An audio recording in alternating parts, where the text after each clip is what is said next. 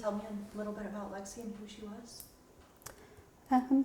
She was a very, very vibrant person, very loud, very social, made friends anywhere she goes.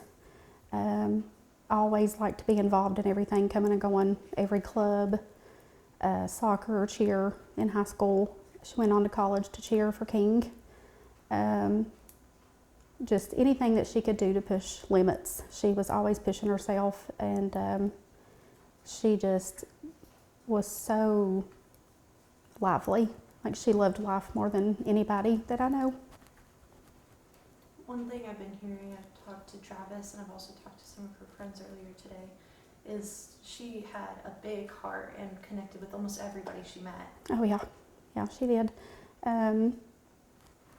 She would volunteer for anything. She was all the time. If there was somebody in need, there was a local girl not too long ago around prom that needed prom clothes, and she went through her dresses and she found out her size, and she donated clothes beyond clothes, prom dress, the jewelry, the shoes, all of it. And anything that she could do for people, whether it was, you know, somebody needed lunch money or just all the time. I've had a lot of people come to me recently just with all the things that she's done for them, things I didn't even know about, just little things, but it meant a lot to them. And of course I love hearing those stories, even though I cry, I love hearing them. She really was a selfless person. What are some of your favorite memories with her? Everything. I don't know that I could even pick out one. She just, watching her cheer was wonderful, because she did not mind a crowd. She liked attention, and there was one game, Honecker versus Grundy, and it was cold and rainy, and everybody else sat down but her. She cheered the rest of the entire time alone and did not care if people were staring or not. She just done her thing, and she was always like that. She was just, she was a very lively child, and she loved people, and she just, she never had a frown on her face. She smiled all the time. She was always happy, no matter what. I think she was a big dancer as well. Yes, yeah. She, as part of the cheer team with King, you also have dance that goes with that, and I loved to watch her dance. She loved music. You could always hear her coming before she arrived home because her music was up so loud in her car. Line dancing was her favorite. She most recently in the last year or so had really gotten pretty big into line dancing, and she would attend a lot of the local line dancing classes at Johnson City, and she would travel to Knoxville even sometimes, but line dancing was her thing. Music, and I mean just anything. She was just kind of a hyper child, and she was always moving. Like, she did not slow down for anything. Would you want to talk about Sunday? I can, probably a little. Can you tell me a little bit about how it felt when you found out? There's still a lot of parts about it that doesn't feel real. It's almost like a dream, kind of like you're floating, and you just, you know, I keep reminding myself that this is real.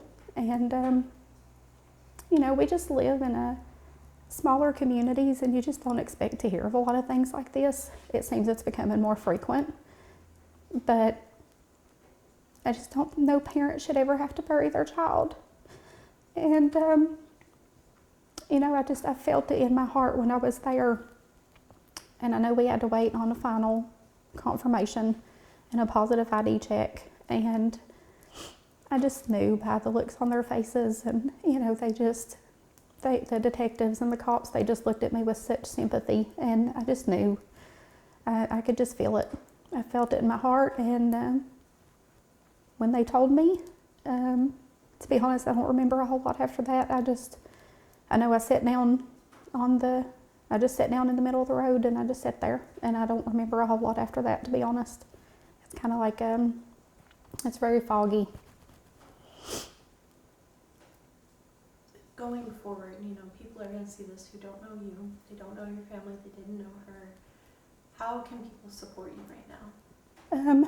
Prayer, thoughts, whatever it is they believe in. Just,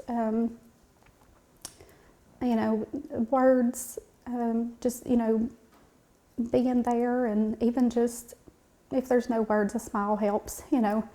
I love hearing, of course, social media. This is the social media day and age, and I get on Facebook and I just see Facebook is flooded with her pictures and stories, and I love hearing those things. So I hope people will continue to share what they loved about her. She was a person that when she loved big. She loved hard, and she was very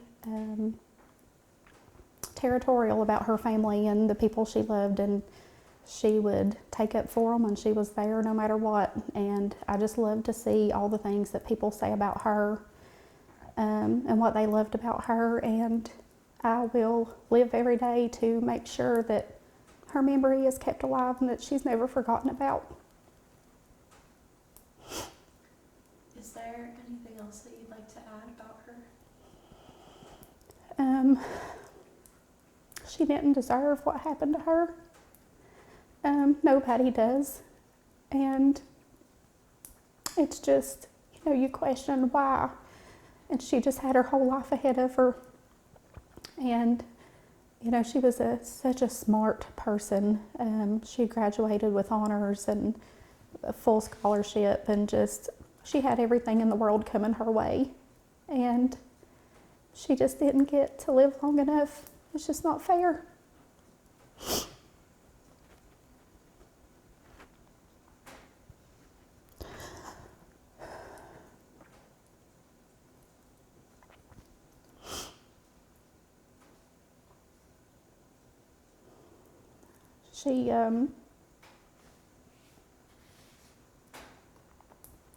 She was definitely made an impact on this community, and everybody knew her, and she was just so loving, and, my only daughter, and she was my best friend. As your child ages, moms and daughters become closer, and there's just a lot of things that what was important to her that not only was it taken away from her, but it was taken away from me too. And we had just talked actually on Saturday about, she would be graduating college in May, and she had, we were just having a heartfelt conversation, and she said she didn't know exactly what she was destined to do in this life, but she knew that she was destined to be a mama, and she could not wait to have her own children. And I just keep thinking about that and how that's never going to happen. But she loved kids, and that was the whole reason she went into education, and she worked with Ballard at the daycare center, and babies was her world. She loved children, and she was so good with them. It's just all the future things you think about, that we won't get to have, all because of a senseless act that shouldn't have happened. And I have a lot of feelings. I'm angry and I'm upset, and you just question it. And it's hard to process it all.